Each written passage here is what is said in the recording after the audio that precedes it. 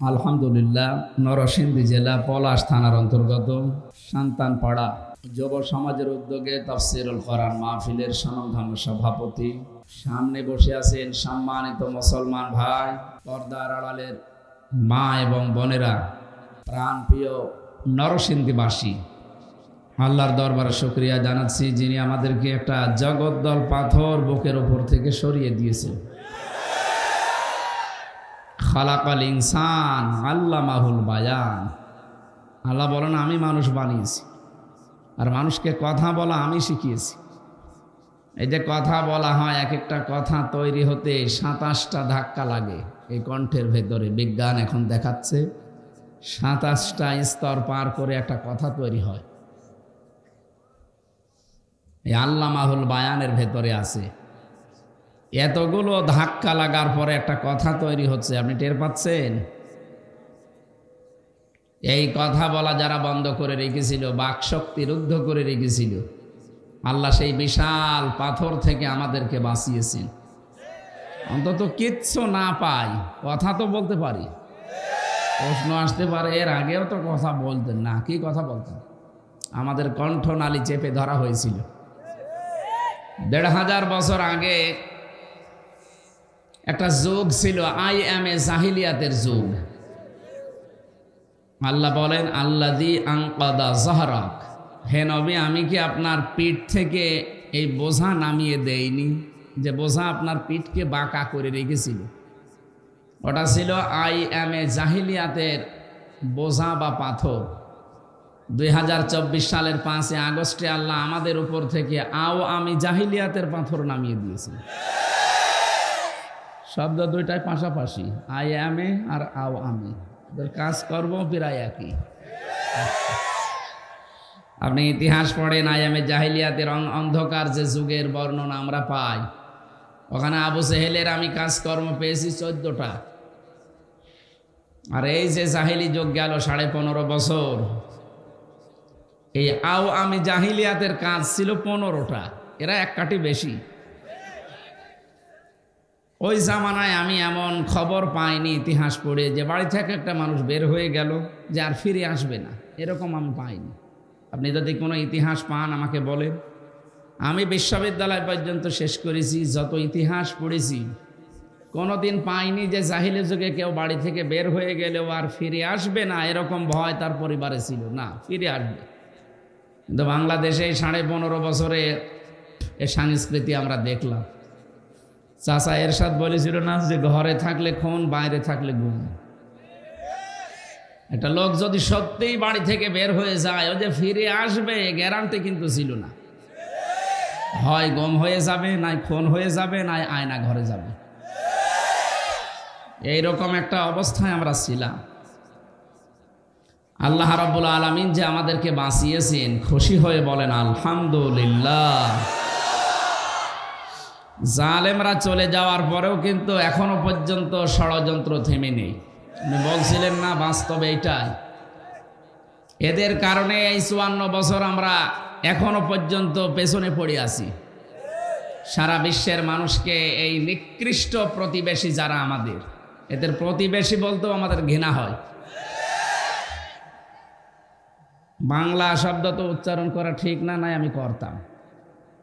এদের মতো কোলাঙ্গার পৃথিবীতে আছে বলে আমার আর জানা নেই। বহু দেশ আমি ঘুরেছি দুনিয়ায়, এই ছোট বয়সে জীবনে বহু দেশ। যেহেতু আমি একটা বড় কোম্পানিতে থাকি, আকিস গ্রুপ, সারা বিশ্বের বহু দেশে তাদের ব্যবসা আছে। এই খাতিরে মালিকের সাথে আমি বহু দেশে গেছি, কিন্তু না, এরকম নিকৃষ্ট জাতি আমি আর পাইনি। এরা এত মিথ্যা কথা বলে। সারা দুনিয়ার মানুষকে শোনাতো এতদিন যে বাংলাদেশে সংখ্যালঘু নির্যাতন হয়, এখনো পর্যন্ত মিথ্যা ছড়াচ্ছে। অথচ আগস্টের ৫ তারিখের পর থেকে এই মানুষগুলো ওই মন্দির পাহারা দিয়েছে, হিন্দুদের বাড়ি ঘর পাহারা দিয়েছে। আপনি আজকে একটা কলকাতার লাইভ দেখছিলাম, বাড়ি বাংলাদেশের মাগুরা জেলায় চিকিৎসার জন্য গেছে। ওকে সাংবাদিক জিজ্ঞাসা করছে, সাংবাদিক মানে ওই যে মলম সাংবাদিকের মতো, ওটা আর এক কুলাঙ্গার। ওরে মানুষ বললে আমার মনে হয় মানুষ নামের কলঙ্ক হবে। সাংবাদিকদের পরিচয় নিয়ে ও লোকটা যা মিথ্যা কথা বলে, আমার মনে হয় একেবারে পা থেকে মাথা পর্যন্ত যদি বাংলাদেশের পুলিশ দিয়ে পিটাতে পারতাম। বলছে চট্টগ্রাম নিয়ে নেবে, ওইটা নিলে নাকি ওদের ব্যবসা বাণিজ্য খুব সহজে হবে। আরে দাদা, আপনি কি যৌতুক নেবেন? আর মেয়ে তো পালিয়ে গেছে, যৌতুক কিসের? পালানো মেয়ের আবার যৌতুক কিসের? ও বিয়েই তো আমরা মানি না। এতদিন খালি মিথ্যা ছড়িয়েছেন যে স্বামী স্ত্রীর সম্পর্ক, ও বিয়ে আমরা মানি। কারণ যার সাথে গেছে ও তো হাফ ফুল হাতা, আর আমরা কি হাফ হাতা। আপনি টের পাচ্ছেন না নাকি আপনাকে দেখানো লাগবে? হ্যাঁ, সুতরাং ফুল হাতার সাথে হাফ হাতা যায়? হ্যাঁ, যায় না। এটা আমি কি বানালাম? সূরা বাকারা 2 নম্বর পারা, এটা 14 নম্বর পৃষ্ঠা, 4 নম্বর লাইনের 221 নম্বর আয়াতের মাঝের অংশে আছে, ওয়ালা তুনকিহুল মুশরিকিনা হাত্তা ইউমিনু। এখানে কথা বলেন কেন? কি সমস্যা? কি কিচ্ছু লাগবে না, চুপ করে বসে থাকবে। ওই পুলিশদেরকে সাহায্য করতে হবে না, ডিস্টার্ব হলে আমি কথা তুলতে পারি না। একদম নড়াচড়াও করবেন না। শেষ পর্যন্ত কি বলছিলাম? ফুল হাতা। আল্লাহ তাআলা জানিয়েছেন কোন মুশরিক পুরুষ যদি মুসলমান না হয়, কোন মুমিন মহিলা, মুমিনা মহিলা তাকে বিয়ে করতে পারবে না, এটা জায়েজ নেই। এই জন্য দাদা যদি বিয়ের শখ লাগে, ওরে হাফ হাতা হওয়া লাগবে। আর দাদার যা বয়স, এখন তো মুসলমানে দিতে গেলে গোড়া থেকে কেটে বাদ দিয়ে দেয়। আমি আর নিচে নামলাম না। যে কিসের যৌতুক দাবি করেন আপনি? আপনি যৌতুক নিলে দেশের 18 কোটি মানুষ বসে থাকবে? 7 সিস্টার নিয়ে নেবে। কে কথা বলে না কেন? আজকে ট্রাম্প এক ধাক্কা দিয়েছে, দেখেছেন? 15 থেকে 16 লাখ ভারতীয় যারা বৈধ অবৈধ জায়গায় আছে, এদের নাগরিকত্ব বাতিল করে দেশে পাঠিয়ে দেবে। এটা আজকের সকালের সংবাদ। মাথা খারাপ হয়ে গেছে দাদা, এমনি এদিকে বিয়েও করতে পারছে না, ওদিকে যদি 16 লাখ চলে আসে, আমাদের আসলে খুব বেশি হলেও 4000 আসবে, আর ওদের 16 লাখ। একবারে যদি 16 লাখ মানুষ এসে রাজপথে দাঁড়িয়ে বলে দাদা হয় নামেন, না আমাদের আবার কি করবেন করেন, তো পাগল হয়ে এমনি মরে যাবে। এই জন্য মানুষ যখন পাগল হয়ে যায় তখন তার মাথা ঠিক থাকে না। এক লোকের গরু হারিয়েছিল, উর্দু শ্বাসে দৌড়াচ্ছে, ছেলের সাথে রাস্তায় দেখা, ডাক দিয়ে বলছে আব্বা এত জোরে দৌড়াও। আরে ভাই, গরু হারিয়েছে। যেই বলেছে ভাই, ও তো চিন্তা কি গো, বাপ আমারে ভাই ডাকলো। বাড়িতে গিয়ে বলছে মা আমি মারা যাবো। কেন? আমার আব্বা আমাকে ভাই ডেকেছে। ও এই কথা, ও আসুক। বাড়িতে এসেছে, বলছে ওগো তুমি নাকি ছেলেকে ভাই বলে ফেলেছো, তোমার মাথা ঠিক আছে? বলছে ওরে মা, গরু হারালে এরকম হয়? মাত্র 60-70 হাজার টাকার গরু, এ হারিয়ে গেলে ছেলেকে ভাই বলে ফেলছে, বউকে মা বলে ফেলে। এরকম সাজানো গোছানো জিনিস এতদিন চালাচ্ছিল, এখন হারিয়ে গেছে, মাথা ঠিক থাকার কথা। এই জন্যই তো এত মিথ্যা ছড়াচ্ছে। ধন্যবাদ জানাচ্ছি বাংলাদেশের গোবিন্দ পরামানিককে, এই লোকটা সঠিক কথাই বলেছি। এই 54 বছরের ভেতরে বাংলাদেশের ইতিহাসে সবচেয়ে বেশি হিন্দু নির্যাতন হয়েছে এই 15.5 বছর যারা ছিল তাদের কারণে। আমার ফাঁসি চাই। আমি মেজর ডালিম বলছি, এই 2টা বই পড়েন। আপনি যদি পড়ে বলতে পারেন যে ওদের পূর্বপুরুষ মুসলমান ছিল, আমি এখন আর কথা বলবো না। হ্যাঁ, বই যারা লিখেছে আপনাদের দলের লোক লিখেছে, মতিয়ার রহমান নিন্টু, এই কথা বলছেন এখন। এই জন্য তাদের তথ্য থেকে বলছি, ওনাদের পূর্বপুরুষ যেরকম ওই রকম, ওনারা হয়তো নিজে যে জাতি ভাইকে আজ মারছে, মন্দির ভাঙছে, আমাদের দ্বারা এটা সম্ভব না। গোবিন্দ পরামানিকের কথা আজকে সকালবেলাও দেখলাম, উনি লাইভ করেছে, বলছে বাংলাদেশে বিশেষ করে যারা আলেম ওলামা, যারা আল্লাহ বিশ্বাসী, গডে বিশ্বাসী, এই মানুষগুলো কোনোদিন কারো উপরে অত্যাচার করতে পারে না, করেও নি। যারা আল্লাহর উপরে বিশ্বাসী কিন্তু মেকি, উনি ইঙ্গিত দিয়েছে 15.5 বছরের দিকে। এই মেকি বিশ্বাসে যারা ছিলেন, এই মানুষগুলোর দ্বারাই আমাদের দেশে অত্যাচার, জুলুম, নির্যাতন সংখ্যালঘুদের ওপর হয়েছে। বাংলাদেশ জামাত ইসলামের শ্রদ্ধাভাজন আমির ডাক্তার শফিকুর রহমান উনি ঘোষণায় দিয়েছে, দেশে মসজিদ যদি পাহারা দেওয়া না লাগে, মন্দির পাহারা দেওয়া লাগবে না। কথা বলেন না কেন? এদেশে মাইনরিটি মেজরিটি বলে কিচ্ছু নেই, সব আমরা এক। এদেশে যেই জন্ম নিয়েছে সে যে ধর্মে যাক, ও দেশের বৈধ এবং সম্মানিত নাগরিক। কথা বলে না কেন?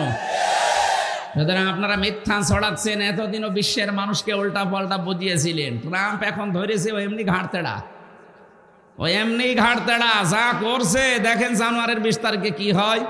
এদিকে 7 সিস্টার যদি হারিয়ে যায়, 16 লাখ যদি চলে আসে, আমাদের দেশের ব্যবসা যদি সব বন্ধ হয়ে যায়, আপনাদের পেঁয়াজ আর আলু পয়সে পয়সে মরবেন। আর আমি ভারতের এমন কোনো প্রদেশে নেই যে আমি যাইনি। 16, 17, 18, 19 এই সালগুলোতে পড়ে থাকতাম ওখানে, আমি দেখেছি। কারণ এই দেশে কথা বলতে দিত না। ওই জায়গাগুলোতে ঘুরে যা দেখলাম, কোরআনে কারিমের আয়াত সূরা বাকারায় আছে, 1 নাম্বার পারা 14 নাম্বার পৃষ্ঠা 4 নাম্বার লাইনে আছে, ওয়ালা তাজিদান্নাহুম আহরাসান নাসি আলা হায়াতি ওয়া মিনাল্লাযিনা আশরাকু। হে নবী, আপনি অবশ্যই দুনিয়ায় দেখতে পাবেন মুশরিক যারা, ওরা জীবনের প্রতি খুব বেশি মায়া মহব্বত ওদের। এই জন্য ওদেরকে যদি একটু ভয় দেখান, এই মরবে কিন্তু, আপনাকে আর ভাই ডাকবে না, বাবা ডাকবে। মানে এইটাই আমি দেখেছি ওদের। আর আল্লাহর কোরআনে কারিমের কথা মিথ্যা হবে? বলেন। আল্লাহ যা জানিয়েছেন একেবারে অক্ষরে অক্ষরে মিলে যাচ্ছে। সুতরাং যা করছেন আমরা কিন্তু কায়দা জানি, কোরআন থেকে আমাদের এই কায়দা কৌশল নেওয়া আছে। সব ব্যবসা বন্ধ হয়ে যাবে। এই এনারা নিয়ে যান, তাড়াতাড়ি নিয়ে যান।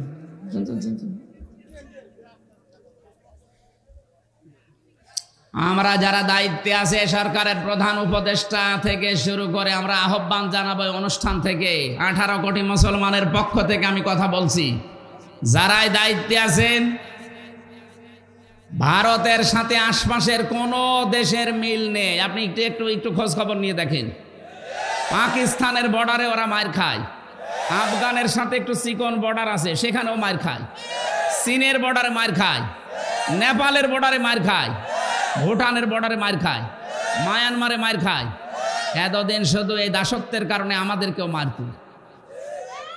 আমরা যেহেতু ঘুরে দাঁড়িয়েছি, 3টা বিষয় নিয়ে এই দেশে স্বাধীন করার জন্য 24 সালে যারা স্লোগান দিয়েছিল, উই ওয়ান্ট জাস্টিস, এটা আল্লাহর কোরআনের সূরা নাহলের 90 নম্বর আয়াতের প্রথম অংশ।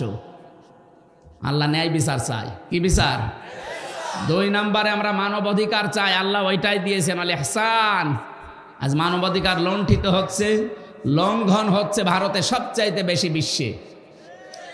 আন্তর্জাতিকভাবে যারা কাজ করে মায়ের প্যাঁচ বোঝেন না, ওরা কিন্তু এটা খুব গভীরভাবে নেয়।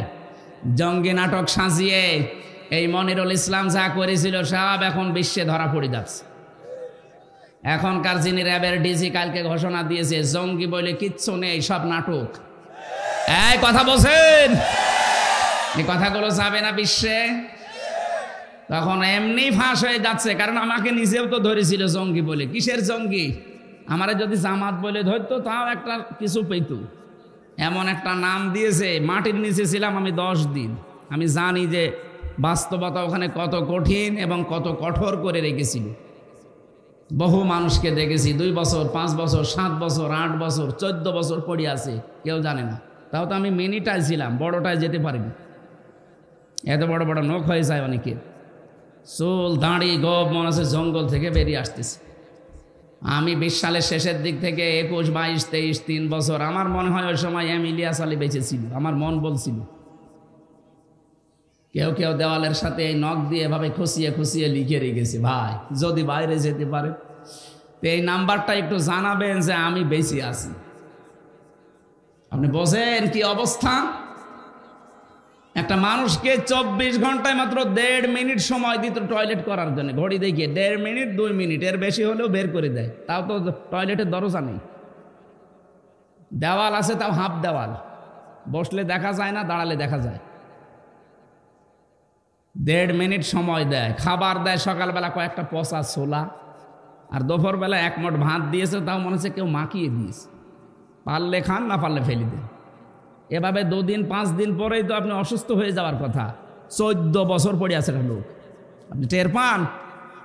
ব্যারিস্টার আরমান 8 বছর পড়ে আছে, আমান আজমি 10 বছর পড়ে আছে। কত মানুষকে আমি নাম শুনতাম, শুধু আওয়াজ পিটাতো যখন, কেউ পড়ে আছে বলে 10 বছর 12 বছর 14 বছর। অনেকে তার নিজের নামও জানে না, যে আমার নাম কি আমি জানি না। এখনো পর্যন্ত অনেকে জালেমের সাফাই গায়। কি হয়েছে যে ওনার পালানো লাগলো? আরে বেটা, তোর বাবার সাথে তো হয়নি, তুই টের পাচ্ছিস না। আমার মেয়েটা আমার এখনো পর্যন্ত চেনে না, ওরা আমি 7 মাস রেখে গিয়েছিলাম, এখন এসে 4 বছর বয়স, এখনো আমার কাছে আসতে চায় না। বাবা না ডেকে আমারে ডাকে আঙ্কেল। আপনি হাসতেছেন, আমার মনের দুঃখ। আমারে বলে আঙ্কেল, আমাদের বাড়িতে চলেন। ও মনে করছে এরকম হুজুর বহু আসে, এও মনে হয় আর একটা হুজুর। আন্তর্জাতিক অপরাধ ট্রাইব্যুনালে গণহত্যার জন্য যে মামলাগুলো হয়েছে 165টার উপরে শুনলাম। আমার মনে হয় খুব দ্রুত রায় দেওয়া দরকার, কারণ এগুলো আমরা সাক্ষী দিতে পারবো, শোনা সাক্ষী না, সব দেখা সাক্ষী। আর যাদের বিচার এতদিন এই বানানো বিচার করলেন, এগুলো সব তো শোনা সাক্ষী। জন্ম হয়েছে 75-এ, সাক্ষী দিয়েছে 71-এ। এই কথা বলছে না কেন? মামলার আয়ু আমারটা আমি তো নিজে জানি। আমার মামলার আয়ু যে আমারে নিয়ে আসলো বাড়ি থেকে, পরের দিন পেপারে দিলে ওনারে আমরা চড়হাট থেকে নিয়েছি, পুরাটা মিথ্যা কথা। 4 জন সাক্ষী সাজিয়েছে, একটাকেও আমি চিনিও না, তার নামও জানি না জীবনে। ধরার পরে আমার বাবার কাছে বলছে, যদি টাকা না দেন 10 লাখ আজকের ভেতরে 50টা মামলা দেব। কি বানিয়েছিলেন দেশটা বলেন তো? কয়েকদিন আগে মামলার আয়ু আমার কাছে কল দিয়েছে, বলছে হুজুর মাফ করে দিন। না, মাফ করতে পারি, আমার টাকা ফেরত দিন। আমার প্রায় 30 থেকে 32 লাখ টাকা নিয়েছেন আপনারা সবাই মিলে, এই টাকাগুলো ফেরত দেওয়া লাগবে। আর 3 বছর আমার মতো ফাঁসির কন্ডেম সেলে যোগাযোগ বিচ্ছিন্ন থাকা লাগবে। তারপরে আস্তাগফিরুল্লাহ পড়বেন। এখন আস্তাগফিরুল্লাহ পড়ে কোনো লাভ নেই, কারণ আপনি তো আল্লাহর কাছে দোষ করেননি, দোষ করেছেন কার কাছে? সে আয়াতে আমি পড়েছি আজকে। বৈষম্য বিরোধী ছাত্র আন্দোলনের 3 নাম্বার ছিল, তারা বৈষম্য দূর করতে চেয়েছিল। যে 9টা ধারা ছিল তার ভেতরে এটাও একটা। কত রকমের বৈষম্য থাকলে মানুষ উন্মাদনা ছেড়ে দিয়ে উদ্দীপনা শব্দ 2টা কাছাকাছি, কিন্তু আকাশ পাতাল। মুসলমানদের ভেতরে কোনোদিন উন্মাদনা আসে না, সব সময় আসে উদ্দীপনা। এ কথা বলছেন? এখন যারা আছে উল্টাপাল্টা অন্য দেশের লোক, যারা বিশেষ করে মুসলমানদের বিরুদ্ধে, বাংলাদেশের বিরুদ্ধে, এগুলো একটা উদ্দীপনা নেই, সব উন্মাদনা। এই যে হকার সাংবাদিক যেটা, এর মধ্যে কি উদ্দীপনা আছে না উন্মাদনা? 2 দিন ভালো করে একাধারে পিটাতে পারলেও সব পাগল ভালো হয়ে যাবে। কেউ উস্কানিতে পা দেবেন না। ওখানে বসে বসে চা খায়, বাদাম খায়, কাঁচ নেই, উস্কানি দেয়, আর এখান থেকে অনেকে লাফায়। এই সাদপন্থী জবাইরপন্থী যেটা শুরু হয়েছে, এটাও একটা উস্কানির ফল। আপনি কয়েকদিন যেতে দেন, দেখেন তদন্ত করে সব বের হয়ে যাবে। ওখান থেকে সব এরকম সাজাচ্ছে, 4 জন মানুষ মারা গেল, কে নেবে এর দায়? ওনার উস্কানিতে পা দিয়ে আর কত গণহত্যা করবেন আপনি বলেন?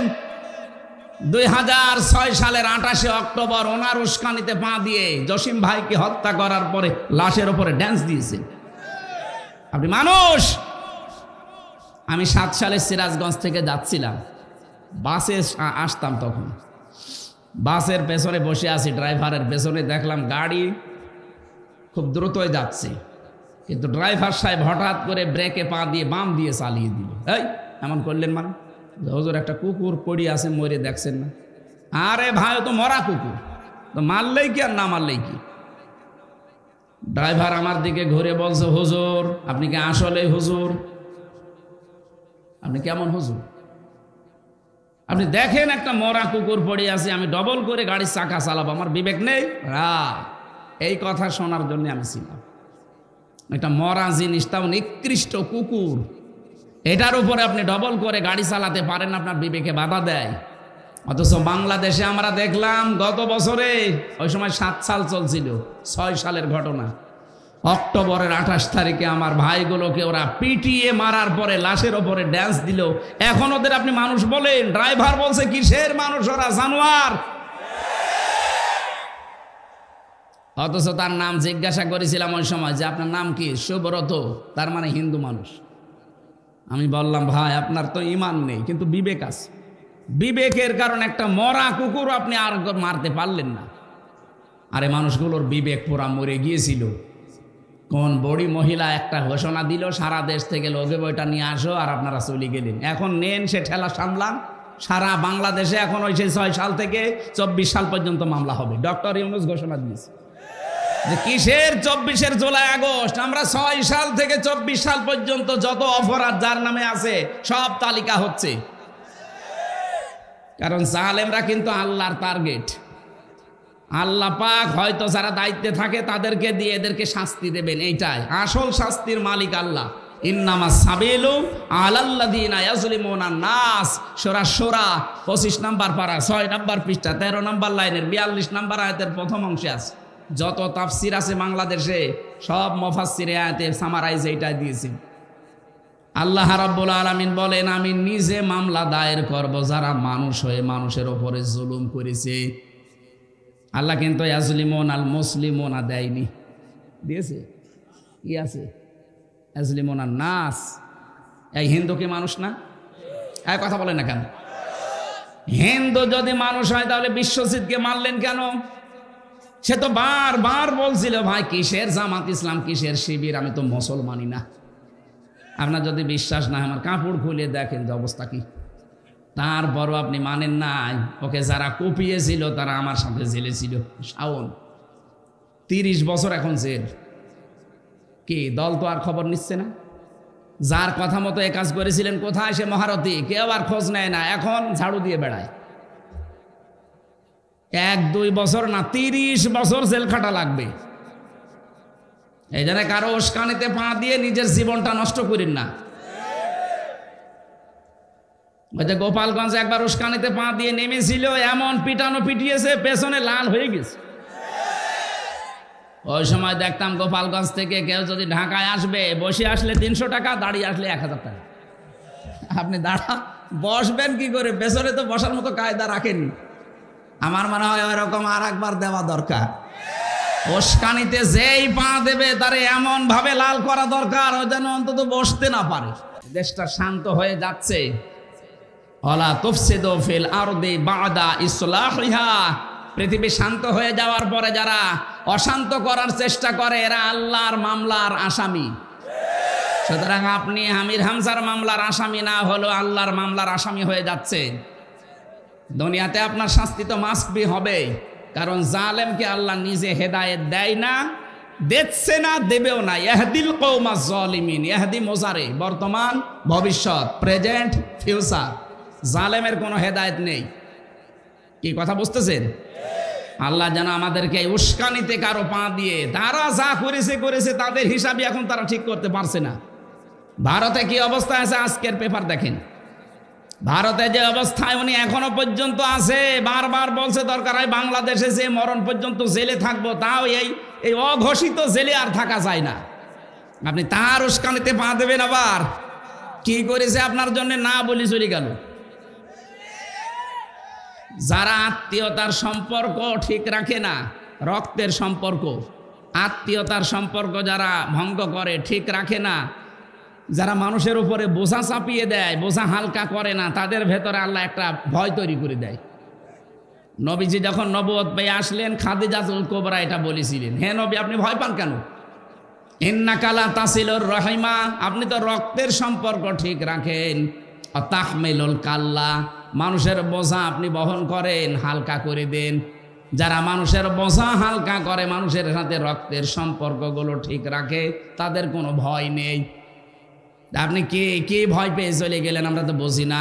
অবশ্যই আপনি হাদিসের এই কথাগুলো মানেননি, আপনি রক্তের সম্পর্কগুলো ঠিক রাখেননি। কথা বলেন না কেন? এদেশে আমরা কত মানুষ আপনাকে আপা বলে ডাকতাম, কেউ কন্যা বলে ডাকতো, কেউ ভাবি বলে ডাকতো। সে যা যাই বলতাম, আমরা তো যে কোনো একটা সূত্র নিয়েই বলতাম, যে কাউকে তো বললেন না। এখন আপনার এই দেবরগুলো, এই সন্তানগুলো সব এতিম হয়ে আছে। ওই এতিম বের হলেই মার খায়। আপনি যেহেতু রক্তের সম্পর্ক, আত্মীয়তার সম্পর্কগুলো ঠিক রাখলেন না, এই জন্য আল্লাহ আপনার ভেতরে ভয় ঢুকিয়ে দিয়েছে। তাহমিলুল কাল্লা, কত বোঝা দিয়ে গেলেন এই দেশের মানুষকে, ঋণের বোঝা, কষ্টের বোঝা, দুঃখের বোঝা। এই যে ৭৮০ জন মানুষ এখনো হাসপাতালের বেডে কাতরায়, কারো পা নেই, হাত নেই, চোখ নেই, অন্ডকোষ উড়ে গেছে। এগুলো তাদের পরিবারের কাছে একটা বোঝা না? কি কথা বলছে না কেন? এই বোঝাটা আপনি দিয়ে গেলেন। আপনি তো চলে জামের বাড়িতে, আগের থেকে গেলে তো এই বোঝাগুলো দেশে তৈরি হয় না। কত ঋণের বোঝা এই দেশে আপনি দিয়ে গেলেন বলেন তো। তা তো দক্ষ হাতে লোকটা একটু চেষ্টা করছে। এত ঋণের বোঝা এই দেশে আপনি সাহেব পাড়া বানিয়েছেন, বেগম পাড়া বানিয়েছেন। নিজের দলীয় লোকজন দিয়ে এত বেগম পাড়া, এত সাহেব পাড়া আপনার লাগে। এক একজন মানুষের ফিরিস্তে বের হচ্ছে দরবেশের মতো মানুষ, ৩৬,০০০ কোটি টাকা। দরবেশ যদি এটা করে, তাহলে ধরবেশ যারা, এতে কি করেছে? একটা মানুষ আপনি ভালো দেখান তো, যে এই মানুষের জীবনে ওদের দলে কিছু নেই, বলেন একটা মানুষের নাম বলেন। একটাও নেই। আমার নিজের চাচা তো প্রমাণ, ২১ বছরও চেয়ারম্যানই করিস, জোর করি যেভাবেই হোক। এই যে নির্বাচনের নামে যে প্রহসন গেল, আমি স্পষ্ট বলছি ২০০৮ থেকে ২৪ পর্যন্ত যারা নির্বাচনের নামে প্রহসন করে, কেউ এমপি, কেউ মন্ত্রী, কেউ উপজেলা চেয়ারম্যান, কেউ মেয়র হয়েছে, কোনোদিন আপনি পোস্টারে লিখতে পারবেন না যে সাবেক এমপি, কারণ আপনাকে আমি ভোট দেইনি। এই কথা বলে না কেন?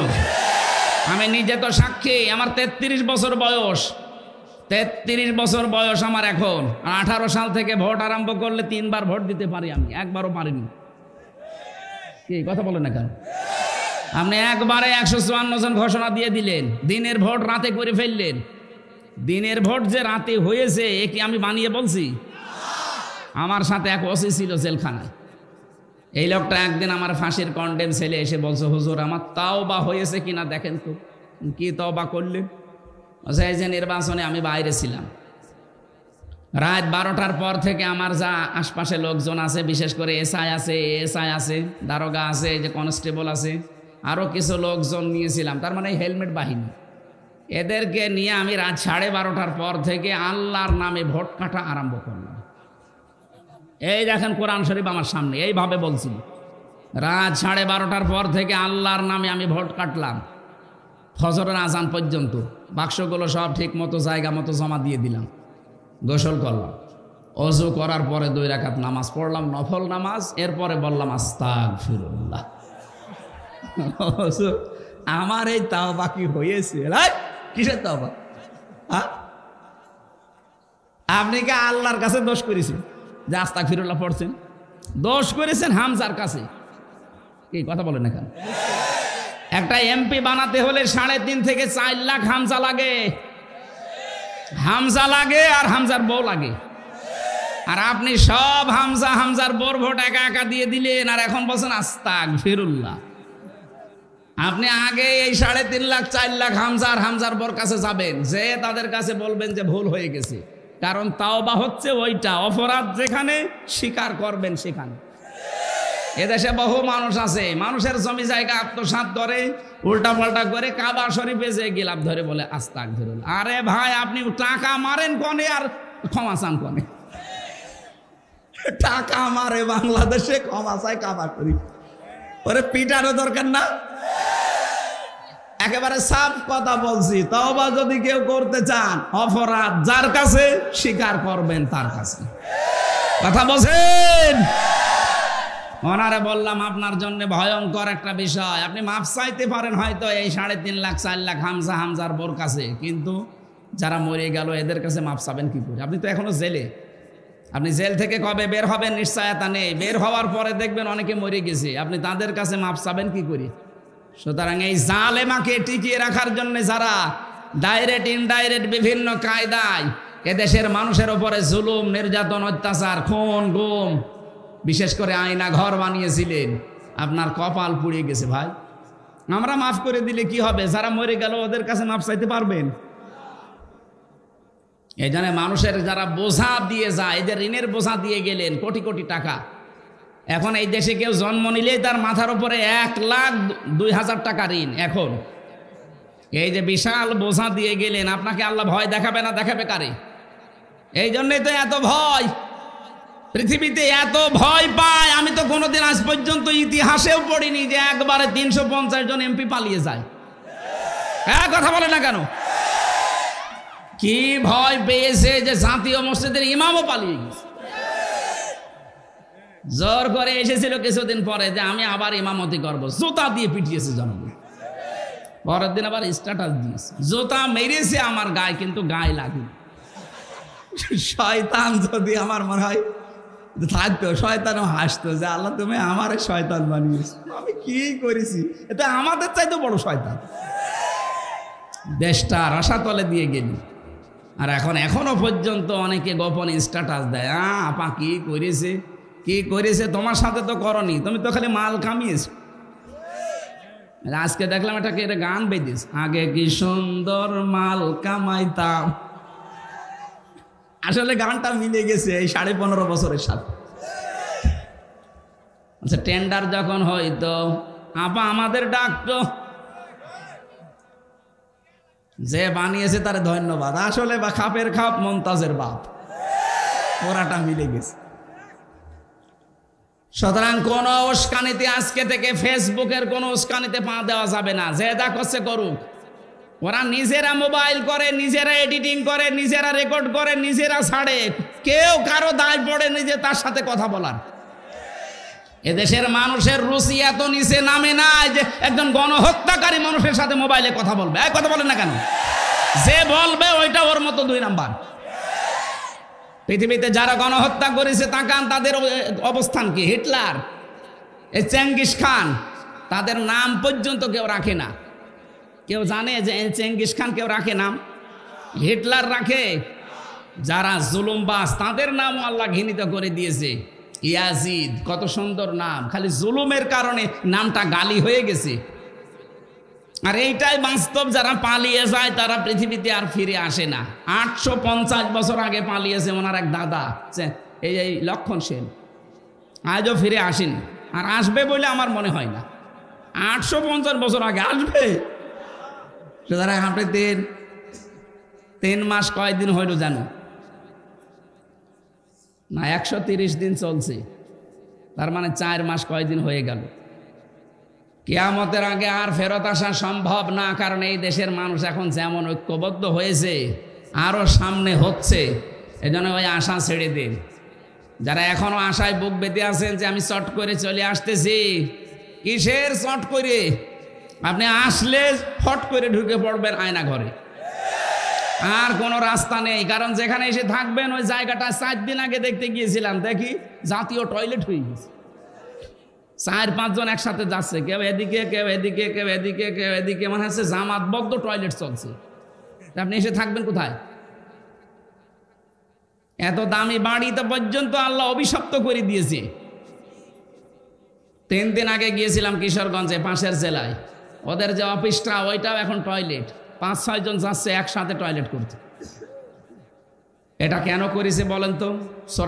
এটা হচ্ছে সূরা নমল 19 নম্বর পারা 20 নম্বর পৃষ্ঠা 7 নম্বর লাইনের 52 নম্বর আয়াতে আল্লাহ এই তথ্যটা দিয়েছেন। ভালো করে মিলাবেন, নাকি বলবো না?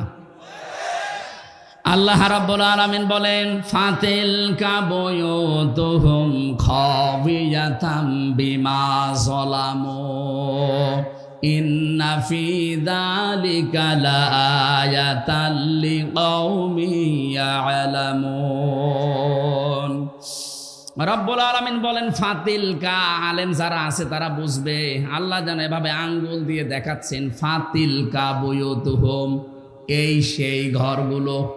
বাইতন দেয়নি, বয়ুত বহু বছর। এই সেই ঘরগুলো খাবিয়াতান, আমি জনশূন্য করে দিয়েছি, আমি পরিত্যক্ত বানিয়ে দিয়েছি। এখানে ফাইলকে আরো জোরে বলেন। আল্লাহ পাক বলেন আমি পরিত্যক্ত করে দিয়েছি। এগুলো জনশূন্য করে দিয়েছি বিমা জলাম, এদের জুলুমের কারণে। কারণ যেখানে বসে জুলুমের দুর্বিসন্ধি করা হয়, ষড়যন্ত্র করা হয়, জায়গাটা পর্যন্ত অভিশপ্ত হয়ে যায়। এটা লূত নবী আলাইহিস সালামের জামানার কাহিনী আল্লাহ শোনাচ্ছেন। আল্লাহ পাক যেন 2024 সালের 5 আগস্টের বিকাল 5টার সময় আয়াতটা আরেকবার নাজিল করেছে। এটার বাস্তব প্রমাণ আমার কুষ্টিয়ার হানিফের বাড়ি। আপনি যান, কুষ্টিয়ার হানিফ সাহেবের বাড়ি এখন জাতীয় টয়লেট হয়ে গেছে।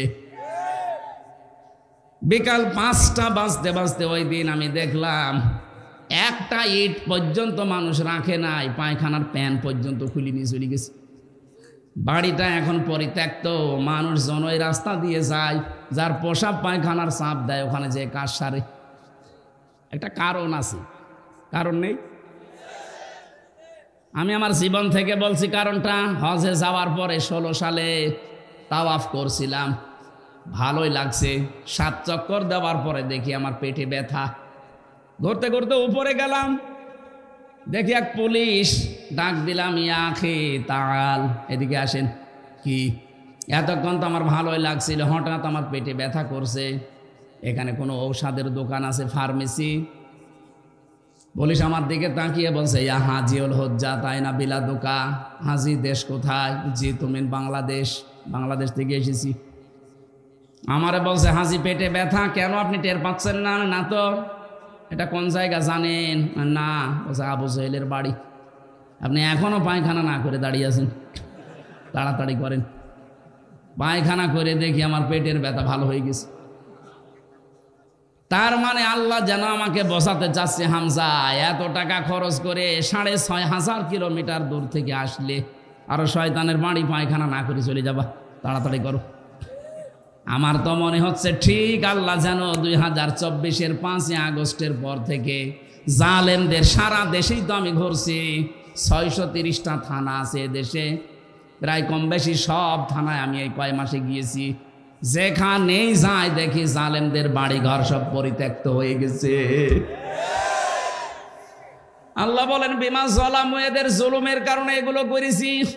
এখন তোমাদের জন্য শিক্ষা কি? ইন্না ফি যালিকা লাআয়াতান। এই ছেলে,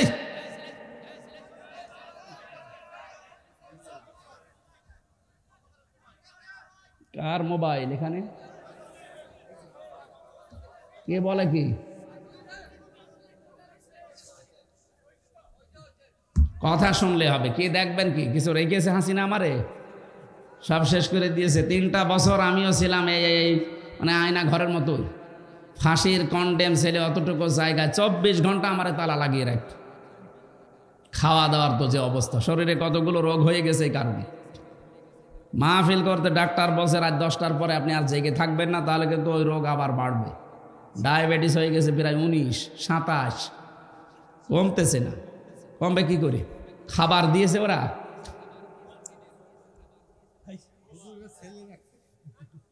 ছেলে আসলে স্বাভাবিক হতে পারছি না, কিন্তু মানুষের আবদার তো ফেলা যায় না, বাড়ি যেয়ে পড়ে থাকে। এদের বাধ্য হয়ে আসা লাগে। আমার মা বাবাও রাগ করছে, আমার স্ত্রীও রাগ করছে। 3 বছর ছিলে আবার এইভাবে ছুটে বেড়াও, যাও তুমি ওইটাই করে বেড়াও। কি করবো বলেন তো? এই আজকে আবার নিয়েছে 3টা। কোথায় ছিলাম? সে মানিকগঞ্জে। ওইটা শেষ করি আবার যে এখন এইটা। আমি তো জানতাম না মাহফিল আছে, যে মাহফিলগুলো নেয় ওই ছেলেটা আমার জানাইনি যে আজকে মাগরিবের পরে আছে। এই জোর করে মনে হয় এসব করেছেন আপনারা, আমি তো জানি না। আমি তো মনে করছি মাহফিল শুনে নরসিংদী একটা আছে, ওই একটাই। 3 বছর আগে নেয়নি, 3 বছর আগে তো আমি জেলেই ছিলাম। যাই হোক, এভাবে চাপ দিয়ে একটা আমার উপরে জুলুম হয়ে যাচ্ছে ভাই। এটা যেহেতু রেকর্ড হচ্ছে, আমি হাতে পায়ে ধরে বলছি, এভাবে আর দায়িত্বশীলদেরকে দিয়ে আপনি কল দিয়ান, এভাবে আর করেন না, আমি তো মরে যাব। খাওয়া নেই, দাওয়া নেই, যে সারাদিন প্রায় এই রাস্তায় চলছে, এইভাবে করে বেঁচে থাকা যায়? আগামীতে কোনো জায়গায় নিয়ে আসলে একটা মাহফিল নেবেন আর সাইদি সাহেবের মতো এশান নামাজ পড়ে তুলে দেবেন। এশান নামাজ পড়ে তুলে রাত 9টা 9:30টায় মাহফিল শেষ। এই সিস্টেম যারা করবে তাদের কাছে আসবো। তাছাড়া আমার এত এই গণহারে এভাবে আমি আর পারছি না, আর দরকারও নেই। রাত 12টা 1টা 2টা বাজবে, আমি ঘুমাবো কখন? তাহাজ্জুদ পড়বো কখন? সকালে ফজরের নামাজ পড়বো কখন? আর শরীর টিকবে? সেদিন এই রংপুরে এই যে পড়ে গিয়েছিলাম স্টেজ থেকে, প্রায় 12 দিন ছিলাম হাসপাতালে। এই সাইডটা প্রায় অকেজ হয়ে গেছে, এখন আস্তে আস্তে স্বাভাবিক হচ্ছে ঔষধের কারণে, আল্লাহর দয়া। আবার যদি এরকম রাত জাগি দেখা যাচ্ছে আবার পড়ে যাবে। যেন তাফসীর মাহফিলে এইভাবে করে আবেগে নিয়ে যে গরু দিয়ে চাষ করে খাবেন, গরু যদি মরে যায় নাকি? আমি তো গরু নাকি? না আপনারা তো আমার গরু বানিয়ে গেছে। চাষ করে খাবেন তো অন্তত আমার বাঁচিয়ে রাখেন। এক জেলায় বা 2-3 জেলা, 2-3 উপজেলা মিলে একটা একটা করে আসবো সামনে। তাফসীর যেভাবে 2-3 দিন ব্যাপী তার সাইদি সাহেব করতো না, ওইভাবে আরম্ভ করবো। তাছাড়া বোঝানো যায় না কথাগুলো, এই খাবলা খাবলা কথা বলে মানুষ বোঝে না। তাফসীর আকারে কথা বললে জ্ঞান বাড়বে আমাদের ইনশাআল্লাহ। আমরা যে কথা বলতেছিলাম যে লামে আল্লাহ তাকিদ দিয়েছেন, আমি আলেমদেরকে বলছি, এখানে আলেম ছিল না একজন, এখানে লামে তাকিদ দেওয়ার কারণ কি? আমি 27টা কারণ পেয়েছি। আধুনিক যে তাফসীরগুলো বের হচ্ছে, পড়াশোনা করবেন। সূরা নমল কত নাম্বার আয়াত বলেছিলাম? 52। আরে ভাই এখনই খেয়ে ফেলেছেন, বাড়ি যাওয়ার সময় তো সব খেয়ে ফেলবেন, একটু মনে রাখেন। সূরা নমল 19 নাম্বার পারা, 20 নাম্বার পৃষ্ঠা, 7 নাম্বার লাইনের 52 নাম্বার আয়াত। আল্লাহ শেষের দিকে একটা আমাদেরকে দিয়েছেন যে ইন্না ফি যালিকা লাআয়াতাল লিকাউমি ইয়ালামুন, অবশ্যই এর ভেতরে শিক্ষা আছে। 2024 সালের 5 আগস্টে যে ঘটনা ঘটে গেল, জালেমদের একটা বাড়িও আর নেই, সব উজাড় গৃহ হয়ে গেছে, সব জনশূন্য, সব পরিত্যক্ত। এর ভেতরে শিক্ষা তোদের জন্য এই, আগামীতে যারা ক্ষমতায় আসবে এরাও যদি জনগণের উপরে জুলুম করে, তাদেরও কিন্তু বাড়িঘর উজাড় গৃহ হয়ে যাবে। এইটা সামনে রেখে কাজ করবেন। অনেকে তো এখনো থালা হাতে পায়নি, তাই শুরু করে দিয়েছে। হ্যাঁ কথা বলছেন, কোন কারণে আপনি এগুলো আরম্ভ করলেন? বারবার তারেক জিয়া সেখান থেকে মাইনাস করছে, ওই কি শুরু করেছিস? আমার সাথে 3টা বছর ছিল তারেক জিয়া সাহেবের বন্ধু আর পিএস, 3 বছর। নুরুদ্দিন অপু ভাই আর গিয়াসউদ্দিন মামুন ভাই পাগল হয়ে যাচ্ছে তারা, দেশ নিয়ে যে ষড়যন্ত্র চলছে। আর কিছু মানুষ আছে শুরু করে দিয়ে চাঁদাবাজি, মনে আছে বাবার দেশ পেয়েছে। জালেমদের যে পরিণত হয়েছে তার চাইতে খারাপ হবে আপনার। এই জন্য দলের নাম ভাঙিয়ে উল্টা পাল্টা করবেন, শেষে একেবারে জীবনের মতো বহিষ্কার হয়ে যাবেন, ভিক্ষা করেও খেতে পারবেন না। কিসের চাঁদাবাজি করেন আপনি? আমিরে জামাত ডাক্তার শফিকুর রহমান অলরেডি ঘোষণা দিয়েছেন, যদি ইসলাম এই দেশে সত্যি আল্লাহ এনে দেয়, এ দেশের সবচাইতে বড় অপরাধ চাঁদাবাজি আর দুর্নীতি, এইটা বন্ধ হবে। আপনি তো টের পাচ্ছেন না, গ্রামে বাস করে, শহরে যান, বড় বড় ঘাটগুলো, বড় বড় মাঠগুলো, বড় বড় হাটগুলো, কি চাঁদাবাজি চলছে আল্লাহর নাম নিয়ে। ওই অসের মতো আল্লাহর নাম নিয়ে শুরু করিস। সুতরাং যারা এগুলো করছেন আপনারা থামবেন, নাই তো কিন্তু এই জালেমদের চাইতে আপনার বাড়ি ঘর আবার দেখা যাচ্ছে যে মানুষ জাতীয় টয়লেট না ইন্টারন্যাশনাল টয়লেট বানিয়ে দিয়েছে। আশা করছি এই লামের গুরুত্ব বুঝবেন। আল্লাহ লাম দিয়েছেন কয় কারণে বললাম? 27টা কারণ আছে। তাফসীর পড়েন, দেখবেন আপনার মাথা ঘুরে যাবে। ইন্না ফি যালিকা লাআয়াতাল লিকাউমিন ইয়ালামুন, যদি জ্ঞানী হয়ে থাকেন তাহলে শিক্ষা আছে। আজকে আমরা তেলাওয়াতকৃত যে আয়াত ছিল সূরা ফুরকান ৭০ নম্বর আয়াত। আমার আলোচনার বিষয় আজকে হচ্ছে তাওবা। কি? আল্লাহ বলেন বাড়ি থেকে যারা বের হয়ে এসেছে এই নরসিংদী, ইল্লা মান তাবা, তাদের নিয়ত ছিল আল্লাহ আমি আর যাই করেছি জীবনে আজকে তওবা করে ভালো হয়ে যাব। এই নিয়ত নেই আমাদের? এক কথা বলেন না কেন? এই নিয়ত যাদের আছে যে আল্লাহ আমি আজকে তওবা করে ভালো হয়ে যাব। তওবা কি? বাংলাদেশে তাওবা হচ্ছে আস্তাগফিরুল্লাহ, এটা একটা বাক্য। তাওবা করতে হলে 3টা শর্ত লাগে। 1 নম্বরে অপরাধ যার কাছে স্বীকার করবেন যে তার কাছে, এই তাওবা বাংলাদেশে নেই। কথা বলে না কেন? এই জন্য বারবার বলছি, অপরাধ আল্লাহর কাছে করলে আল্লাহর কাছে মাপ চান। যদি হামজার কাছে করেন হামজার কাছে মাপ চান, তাছাড়া আপনার জীবনও মাফ হবে না।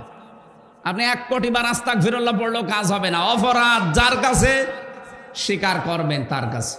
এখন তার কাছে স্বীকার করে যদি দেখেন যে তার আমি ক্ষতি করে ফেলেছি, এই যে 15.5 বছরে যারা অপরাধ করলেন, আপনার কারণে এই লোকটা তার উপরে চেয়ারে উঠতে পারে নাই, দলীয় পরিচয় নেই এই জন্য উঠতে পারে না, এই কথা বলছেন না কেন? আপনার কারণে এই লোকটা ব্যবসা করতে পারে নাই, এই 15.5 বছরে মিথ্যা মামলা দিয়ে, মিথ্যা সাক্ষী দিয়ে তার জীবনটা নষ্ট করে ফেলেছে। কিচ্ছু জানে না, ঘরে ঘুমিয়ে আছে, চোখ খুলে দেখছে হাজতে। কি গো তুই গাছ কেটেছিস কখন? স্বপ্নে। এইটাই চলছিল। এক একজনের নামে মামলা দিয়েছে 313টা, 557টা মামলা পেয়েছি আমি। ও কবে বের হবে আর কবে হাজিরা দেবে আর কবে মামলা মিটাবে? বলেন কি করেছেন আপনি? আর এখন বলেন যে কি করেছি, কি করেছি আপনি তো টের পাচ্ছেন না ভাই। যাদের সাথে হয়েছে তারা টের পাচ্ছে। বিএনপির চাঁদপুরে বাড়ি, নোয়াখালী লক্ষ্মীপুর চাঁদপুর নেই, ওখানে এক যুব দলের একটা ছেলে আমার সাথে ছিল ওই মাটির নিচে। কি যে অত্যাচার তার উপরে করতো রাত হলে। এসব ছাত্রলীগের এই ছেলেরা আমার মনে হয় ভাড়া করে নিয়ে আসতো রাতের বেলা, ওদেরকে সারা রাত ধরে পিটাইতো। অজ্ঞান যখন হয়ে যেত তাড়াতাড়ি করে ডাক্তার নিয়ে এসে কি এবার কি করে আবার ইঞ্জেকশন দিয়ে আবার শুরু করত। মাঝে মাঝে রাতের বেলা এসে বলতো অমুক, এই রেডি হ, তোর সময় শেষ। তার মানে ক্রস ফায়ার দেবে। সারা রাত ধরে গাড়িতে সারা দিন ধরে ঘোরাতো ঢাকায়, চোখ আর হাত মুখ বেঁধে পেছনে নিয়ে সারা দিন সারা রাত ঘোরাচ্ছে। শেষে এই রাত 10টা 11টার সময় কোথায়? এই গাজীপুরে এক জঙ্গলের ভেতরে।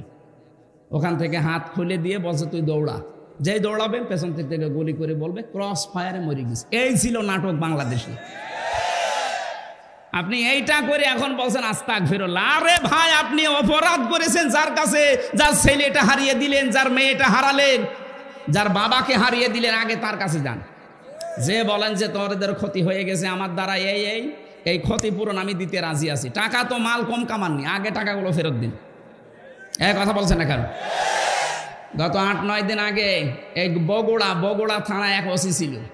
এ ওসি আমার মাহফিলে বাধা দিয়ে আমারে তাড়া দিয়েছিল 2 কিলোমিটার মাঠের ভেতরে, হাত পা কেটে। সে ধানের ভেতরে রাত 11টা-12টা বাজে তখন। মাহফিল থেকে কেবল নেমেছি আর 8-10 জন মিলে তাড়া দিয়েছে। শেষে গাড়িটা ধরে নিয়ে গেল। আমার সাথে আব্দুল বারি ভাই ছিল, তার কাছে 1,13,000 টাকা নিয়েছে। বলছে গাড়ি ছেড়ে দেবো, টাকা দিন। এই টাকাগুলো নিয়ে এই যে 5 তারিখের পরে এখন ওর নামে বিভাগীয় মামলা, এখন ওরে বদলি করে দিয়েছে সেই কক্সবাজারে উখিয়ায়। ওখান থেকে সেদিন সিরাজগঞ্জে দেখি চলে এসেছে। কীভাবে লাইন পেয়েছে আমার। আসার পরে আমি চা খেতে বসলাম, আমারে বছর হুজুর মাফ করে দিন। কে আপনি? জামাই সে ওসি। আরে শয়তান, তোরে খুঁজতেছি। এদিকে কিসের মাপ? আগে ওই 1,13,000 টাকা দে। এই যে বাড়ি ভাই বসে আছে, এই টাকাগুলো ফেরত দে আগে। বলছে টাকা কাছে নেই, টাকা কাছে নেই, মাল তো 15 বছরে কম কামাওনি, আগে টাকা ফেরত দিবা, এরপরে আস্তাগফিরুল্লাহ। সময় নিয়েছিল মনে হয় 7 দিন না কয়দিন, এখন টাকা ফেরত দিয়েছে। যাকে ইমান আছে মনে হয়। তাছাড়া পুলিশের কাছে টাকা গেলে যে ফেরত আসে আমি এই প্রথম দেখলাম। আমার টাকা এখন আমার বাবা যেগুলো দিয়েছিল এখনো ফেরত দেয়নি। ওই টাকাগুলো আমি চাই। যারা দায়িত্বে আছেন সব তো চাকরিচ্যুত এখন। এক আসাদ পালিয়েছে আর এক আসাদ আমার দায়িত্বে ছিল কাউন্টার টেররিজমে। এটা একেবারে টাটকা নির্ভেজাল শয়তান। আমি তো আর শয়তান দেখিনি। কেউ যদি শয়তান দেখে আমার মনে হয় ওর দিকে তাকালে মনে হবে যে এটা একেবারে নির্ভেজাল শয়তান। কি আচরণ করতো মানুষের সাথে, কিসের আলেম আর কিসের জালেম। ওর কাছে সব খালি টাকা ছাড়া কিচ্ছু বোঝে না। ও নিজে নিজে এসে রাত্রে বলতো আপনার কোনো দোষ নেই, আমরা জান দেওয়া লাগবে। আর এমন আছে আমার বাবার কাছে টাকা পাই, টাকা দিয়েছে। কি রাম রাজত্ব শুরু করেছিল, আল্লাহ এমনি উল্টিয়েছে। আল্লাহর আরশ পর্যন্ত কেঁপে গেছে। এই বিডিআর হত্যার নাম নিয়ে বিডিআর বিদ্রোহ নাম দিয়েছে। কিসের বিদ্রোহ? নিজেরা এই কাজে ভারতের ইশারায় করে 57 জন মানুষকে দুনিয়া থেকে বিদায় করে দিল।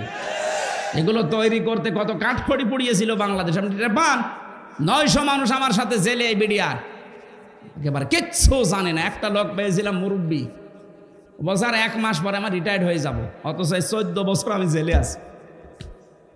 রাতের বেলা তাহাজ্জুদ পড়তে যখন উঠতাম দেখতাম ও আহ করে আওয়াজ দিত। 14টা বছর পড়ে আছে। সে সারা জীবন দেশের জন্য কি দিলাম আর আমি কি পেলাম? তাদের বরদোয়া লাগবে না? এখন বসে বসে চা খাও, বাদাম খাও, কান্নাকাটি করো যে আমি অঘোষিত জেলে আছি। কিসের জেল? আপনি যা করেছেন 110 বার ফাঁসি দিলেও আরো 10 বার দেওয়া যাবে। 2732 জন মানুষ আপনি মেরেছেন আপনার অর্ডারে। এই গণহত্যার সাথে যারা জড়িত আছে আমরা সবার শাস্তি দাবি করছি। এটা যদি না হয় সামনে যারা আসবে তারা কিন্তু আরো ভয়ঙ্কর হবে। এই জন্য আমরা চাই এই শাস্তি হয়ে যাক, সামনে যারা আসবে তারা ভয় ভয় নিয়ে দেশ চালায়। কথা বলেন। তাহলে তাওবার প্রথম শর্ত অপরাধ যার কাছে ক্ষমা চাবেন তার কাছে, ক্ষমা চেয়ে যদি দেখেন যে আমি ক্ষতি করে ফেলেছি তার ক্ষতিপূরণ দেবেন। কথা বলেন না কেন? এই তাওবা আমরা চাই কি না, নাকি খালি আস্তাগফিরুল্লাহ? ও আমানা ও আমিলা আমালান সলিহা, তাওবা করলে হবে না, ঈমান আনা লাগবে। আর আমরা ঈমান আনতে রাজি নেই। ঈমান আনতে হলে কমপক্ষে 5টা বিষয় মেনে নেওয়া লাগে। ছোটকালে কায়দায় পড়েছিলাম, আমানতু বিল্লাহি কামা হুয়া বিআসমাইহি ওয়া সিফাতিহি ওয়া ক্বাবিলতু জামিয়া আহকামিহি ওয়া আরকানিহি। এক একটা শব্দের ভেতরে লক্ষ লক্ষ কথা আছে। যত তাফসীর আকারে কথা বলবেন তত নতুন নতুন বিষয় আসবে। আমরা তো সময় পাচ্ছি না। 3 নম্বরে ওয়া আমিলা সলিহা, ভালো ভালো কাজ করা লাগবে। ভালো কাজ কি? সলেহ মানে অনেকে মনে করে নেক কাজ। আরে নেক কাজ শুধু না, সলেহ মানে যোগ্য। আপনি যদি যোগ্যতা সম্পন্ন হতে না পারেন, আপনাকে আল্লাহ এ দেশ হাতে তুলে দেবে না। এজন্য আমাদের এখন সব চাইতে বড় কাজ, আমরা যোগ্যতা সম্পন্ন মানুষ হতে চাই। যে যে সেক্টরে কাজ করছেন ওই জায়গা থেকে যেন আপনি যোগ্য হতে পারেন। কথা বলেন না কেন? কিন্তু শুধু যোগ্য হলে হবে না, আবার সৎ হওয়া লাগবে। সৎ এবং যোগ্য যদি হওয়া যায়, অবশ্যই আল্লাহ ফাউলাইকা ইউবাদদিলুল্লাহ সাইয়্যাতিহিম হাসানাত, পেছনের অপরাধগুলো যাই করেছিলেন সব পাল্টিয়ে নেকি বানিয়ে দেবে। ওয়াকান আল্লাহু গফুরুর রহিমা, আল্লাহ আমাদের প্রতি দয়াশীল, ক্ষমাশীল। আল্লাহ যেন তার এই 9টা নামের কার্যকারিতা আমাদেরকে দেখান। আগামীতে নিয়ে আসলে আমি আবার বলছি একটা করে নিয়ে আসবেন, যেহেতু আর একটা আছে ওখানে ওঠা লাগবে। 9টায় সময় দিয়েছিলাম, এখন 9:30 পার হয়ে গেছে। ওখানে যে 10টায় অন্তত ওঠা লাগবে। আল্লাহুম্মা আমিন। লা ইলাহা ইল্লা আনতা সুবহানাক ইন্নী কুনতু মিনাজ জালিমিন। আল্লাহুম্মা গফিরলি ওয়ারহামনি ওয়াহদিনি ওয়াফিনি ওয়ারযুকনি ইয়া রাব্বাল আলামিন। যেভাবে আরম্ভ করেছিলাম, এখনো তো 4 ঘন্টা আমি বললে কেউ চলে যেত না। কোরআনে কারীম শোনার জন্যে, কোরআন বোঝার জন্যে যারা এত পাগল, এদেরকে তুমি কোরআনের হেদায়েত দিয়ে দাও। সওয়াবগুলো এই মাহফিল বাস্তবায়ন কমিটিতে যারা আছে তাদেরকে তুমি দান করো। যারা আত্মীয় স্বজন যারা কবরে আছে, এই এলাকায় মাটির নিচে যারা আছে এই মাহফিলের উদ্দেশ্যে তাদেরকে মাফ করে দাও। সম্মানিতা মা বোনদেরকে খাদিজার মতো, আয়েশার মতো বানিয়ে দাও। আগামীতে এই অনুষ্ঠানটা কোরআনের জন্য আরো বিশাল আকারে কবুল করে নাও। মাহফিলের প্রধান অতিথি তোমার যুবক বান্দা, আল্লাহ তার যত প্রতিষ্ঠান আছে মানুষকে কর্মসংস্থান তৈরি করে দেওয়ার জন্যে সবগুলোর উপরে তোমার রহমত নাজিল করো। আসমান জমিনের বালা মুসিবত থেকে হেফাজত করো। তোমার নবী জানিয়েছে এই পৃথিবীতে যারা মানুষের কর্মসংস্থান তৈরি করে দেয় তারা নাকি তোমার বন্ধু। আল কাসিব হাবিবুল্লাহ, যারা কাজ করে খায় এরা তোমার বন্ধু হয়ে যায়। আল্লাহ তাআলা ইসাদ চৌধুরীর দ্বারা যতগুলো প্রতিষ্ঠান হয়ে যত মানুষ কর্মজীবনে আছে তাদেরকে তুমি কবুল করে নাও। আজকের মাহফিলের সভাপতি শ্রদ্ধাভাজন বড় ভাই জনাব উপাধ্যক্ষ আফজাল হোসাইন, আল্লাহ তাআলা তাকে কবুল করো। সহ সভাপতি আল্লাহ খান সাহেবকে মঞ্জুর করে নাও। যত মানুষ আমরা এসেছি আমাদের জায়েজ আশাগুলো পূর্ণ করে দাও। বারাকাল্লাহু লানা ওয়া লাকুম ফিল কোরআনিল আযীম। লা ইলাহা ইল্লাল্লাহু মুহাম্মাদুর রাসূলুল্লাহ।